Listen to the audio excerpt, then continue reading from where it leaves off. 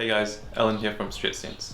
In this video, we are going to go over the plugin installation process for Unity, which will enable you to retarget hands onto your own custom character. To download the Unity plugin, the first thing we need to do is log into our account.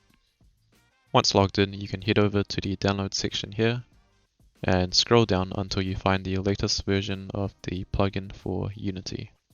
The download will begin once you click on the link.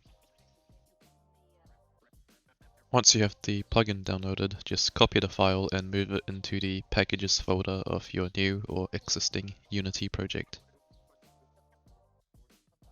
Next, we will open up the Unity project, and here we will head over to Window, Package Manager, click on this plus icon, add package from table, and just navigate to the packages folder for your project and just select this downloaded plugin file here.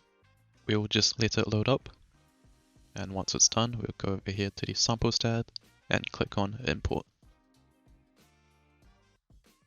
Once that has been imported, we can open up our example scene. If we head over here to the project hierarchy, just open Assets, Samples, StretchSense Studio plugin for Unity, plugin version, Hand Engine, Scenes.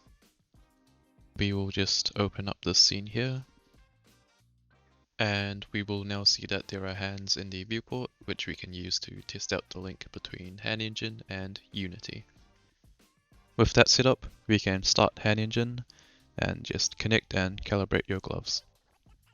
Once that's done, just make sure that over here in the settings that you do have the SDK turned on.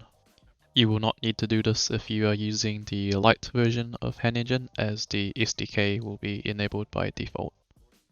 Now back in Unity, once we hit play, we will see that the hands are now working alongside with Hand Engine. And as you can see here, everything is working as it should, and now we can begin our retargeting onto a custom character.